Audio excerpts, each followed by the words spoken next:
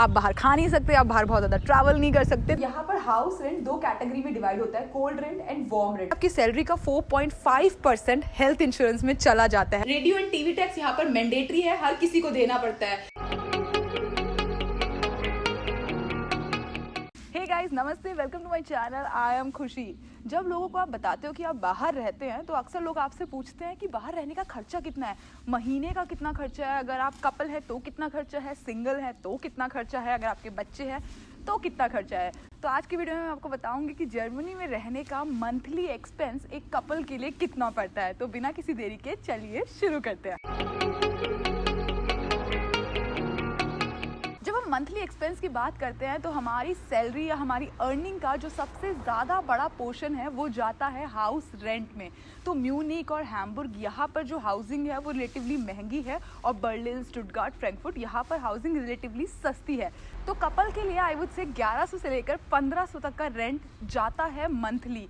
तो अगर आप चाहे तो आप एक छोटा घर भी ले सकते हैं, अगर आप चाहे तो सिटी के बाहर घर ले सकते हैं। थोड़ा छोटा तो हो सकता है, वो आपको 900 यूरो में पड़ जाए, लेकिन यहाँ की गवर्नमेंट के हिसाब से एक इंसान के लिए मिनिमम 12 स्क्वायर मीटर होना ही चाहिए लिविंग स्पेस। तो अगर आप कपल है तो वो 24 स्क्वायर मीटर हो गया।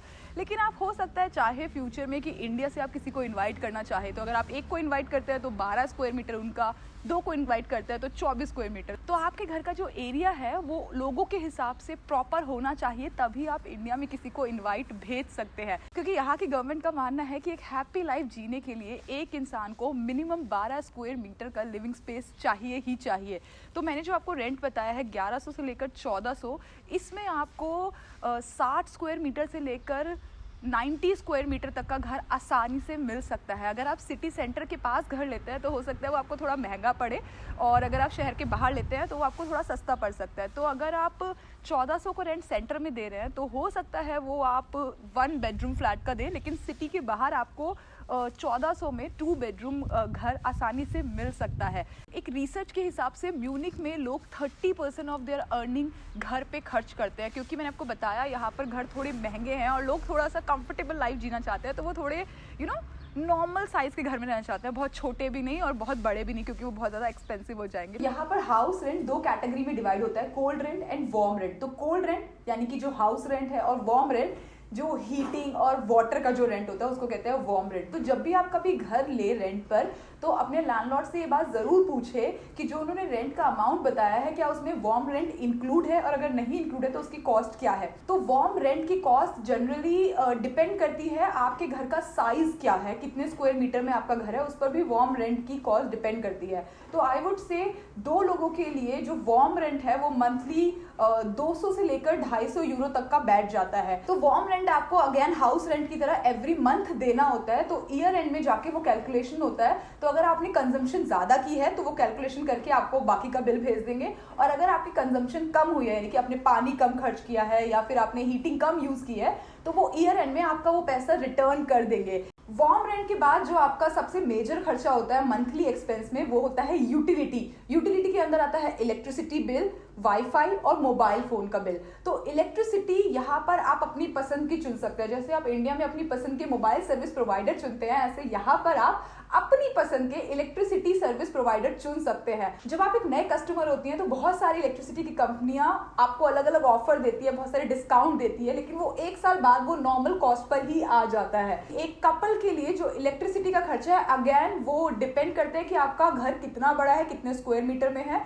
लेकिन ऑन एन एवरेज वो 60 से लेकर 100 यूरो तक के बीच में बैठ जाता है। तो ये मंथली कॉस्ट है। तो अगेन ये ईयर एंड में सारी कैलकुलेशन वो इलेक्ट्रिसिटी सर्विस प्रोवाइडर करेंगे, और तो अगर आपकी कंजम्पशन ज्यादा है तो वो आपसे बाकी का पैसे मांग लेंगे, और अगर आपकी कंजम्पशन कम है तो वो आपको आपका पैसा रिफंड कर देंगे आपके सेम अकाउंट में, जिस अकाउंट से वो पैसा डिडक्ट होता है एवरी मंथ। उसके बाद नेक्स्ट आता है वाईफाई। अगेन आप वाईफाई सर्विस प्रोवाइडर अपनी पसंद का चुन सकते हैं। आई वुड सजेस्ट जब भी आप कभी घर ले तो पास की लोकेलिटी में जाकर ये पता करने की कोशिश करें कि यहाँ पर कौन सा इंटरनेट अच्छा है, कौन सा इंटरनेट अच्छी सर्विस प्रोवाइड करता है।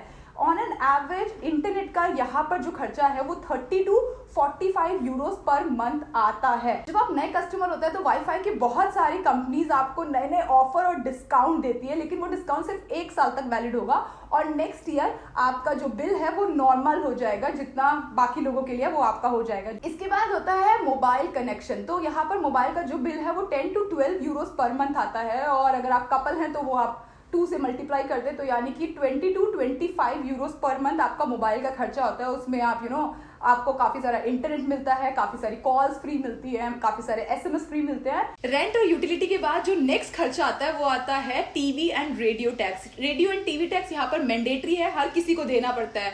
कोई फर्क नहीं पड़ता आप वो चैनल्स देखते हैं या वो रेडियो स्टेशन सुनते हैं या नहीं, बल्कि इसका भी कोई फर्क नहीं पड़ता कि आपके घर पे टीवी और रेडियो है या नहीं, लेकिन आपको रेडियो एंड टीवी टैक्स देना ही पड़ेगा। चाहे आप कम कमाते हैं, चाहे आप स्टूडेंट हैं, चाहे आप अनएम्प्लॉयड है, अगर आप जर्मनी में रह रहे हैं तो आपको रेडियो एंड टीवी टैक्स देना ही देना पड़ेगा, और वो पर हाउस होल्ड 18 यूरो 50 सेंट्स है जो हर किसी को देना पड़ता है। गवर्नमेंट की तरफ से डिसेबल लोगों को रेडियो एंड टीवी टैक्स में एग्जेम्पशन मिली हुई है। दरअसल जो गवर्नमेंट रेडियो चैनल और गवर्नमेंट टीवी चैनल्स है उनको सपोर्ट करने के लिए ये टैक्स स्टार्टिंग में चलाया गया था। कुछ साल पहले इसकी कॉस्ट 17 यूरो 50 सेंट थी, लेकिन अब बढ़ाकर वो 18 यूरो 50 सेंट कर दी गई है। ये एवरी 3 मंथ्स में या एवरी 6 मंथ्स में आपके अकाउंट से डिडक्ट हो जाएगा अगर आप उनको अथॉरिटी देंगे तो, अदरवाइज आपको ये बिल खुद सबमिट करना पड़ेगा एवरी मंथ। रेंट और यूटिलिटी के बाद मंथली एक्सपेंस में जो सबसे बड़ा खर्चा होता है वो होता है ग्रोसरी का। इंडियंस के लिए मैंने ग्रोसरी को 2 कैटेगरी में डिवाइड किया है, नॉर्मल ग्रोसरी और इंडियन ग्रोसरी। तो अगर आप इंडिया से आ रहे हैं ऑफकोर्स तो इंडियन खाने के शौकीन तो होंगे ही, तो इंडियन ग्रोसरी का खर्चा अलग से आ जाता है।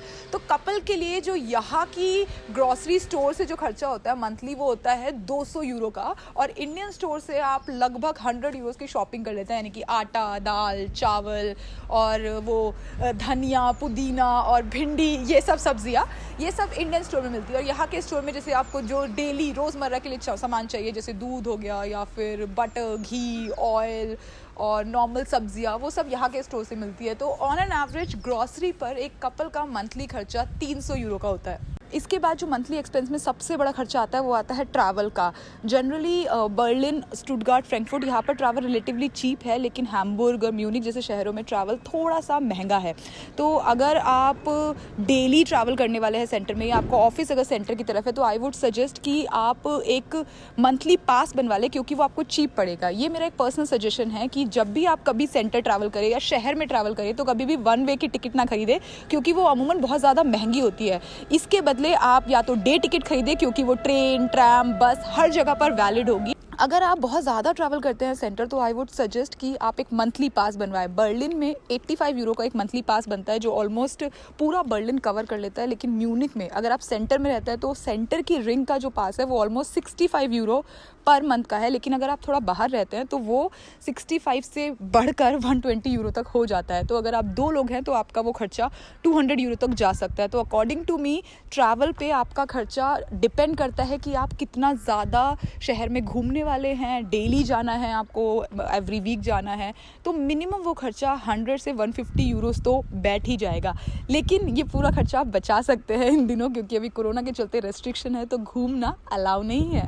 अगर आप सेंटर घूमते हैं किसी भी शहर के, तो ये मेरा पर्सनल सजेशन है कि आप हमेशा पब्लिक ट्रांसपोर्ट यूज़ करें, क्योंकि पब्लिक ट्रांसपोर्ट यहाँ पर वेल कनेक्टेड है। आप कहीं से उतरकर कहीं पर भी ट्रेन, ट्राम, बस ले सकते हैं। लेकिन अगर आप अपनी कार से जाते हैं और आप घूमने के पर्पज़ से जा रहे हैं, तो आपको पूरा घूम के वापस आपको अपनी कार के पास ही आना पड़ेगा उसे पिक करने। लेकिन अगर आप पब्लिक ट्रांसपोर्ट यूज़ करते हैं तो आप घूमते घूमते कहीं पर भी पहुँचे शहर में, और कहीं से भी कोई भी पब्लिक ट्रांसपोर्ट लेकर अपने घर जा सकते हैं। लेकिन अगर आप कार से ट्रैवल करना पसंद करते हैं और कार से ट्रैवल करते हैं, तो उसका मंथली खर्चा ऑलमोस्ट 100 to 120 यूरो बैठता है, प्लस एक्स्ट्रा पार्किंग, जितनी भी पार्किंग की कॉस्ट होगी। इसके बाद जो मेजर खर्चा आता है मंथली एक्सपेंस में, वो आता है इंश्योरेंसेस का। मैं आपको अपनी पुरानी वीडियो में बता चुकी हूँ कि यहाँ पर 3 इंश्योरेंसेस मैंडेटरी है, लायबिलिटी इंश्योरेंस, हेल्थ इंश्योरेंस, और अगर आपके पास गाड़ी है तो कार इंश्योरेंस। तो लायबिलिटी इंश्योरेंस की कॉस्ट यहाँ पर फैमिली के लिए, यानी कि 2 लोगों के लिए, ऑलमोस्ट 5 से 7 यूरो पर मंथ के हिसाब से जाती है, जिसका ईयरली वो कई बार चली जाती है, बट अगर आप चाहे तो आप पर मंथ भी अपने अकाउंट से उसे डिडक्ट करा सकते हैं। दूसरा इंश्योरेंस है हेल्थ इंश्योरेंस। हेल्थ इंश्योरेंस हमेशा आपकी सैलरी पर डिपेंड करेगा और वो डिपेंड करेगा कि आप कौन सी टैक्स कैटेगरी में हैं। तो आपकी जितनी भी सैलरी है, आपका हेल्थ इंश्योरेंस जाता है उसका 9%, जिसका आधा आपका एम्प्लॉयर पे करता है, यानी कि आपकी सैलरी का 4.5% हेल्थ इंश्योरेंस में चला जाता है। और अगर आप टैक्स कैटेगरी 3rd में हैं, यानी कि जो आपका स्पाउस है वो अनएम्प्लॉयड है, तो इसी कॉस्ट में आपका जो स्पाउस है वो भी इंश्योर्ड हो जाएगा। लेकिन अगर आप दोनों वर्किंग है तो आपकी दोनों की सैलरी का 4.5% इंश्योरेंस में, हेल्थ इंश्योरेंस में जाएगा मंथली। हेल्थ और लायबिलिटी इंश्योरेंस के बाद जो नेक्स्ट सबसे इंपॉर्टेंट इंश्योरेंस है, अगर आपके पास कार है तो वो है कार इंश्योरेंस। तो अगर आपके पास कार है तो आपकी प्रीवियस इंश्योरेंस की हिस्ट्री पे डिपेंड करता है कि आपका इंश्योरेंस कितना जाएगा, और आपका इंश्योरेंस दरअसल उस पर भी डिपेंड करता है कि आपके पास कौन सी गाड़ी है।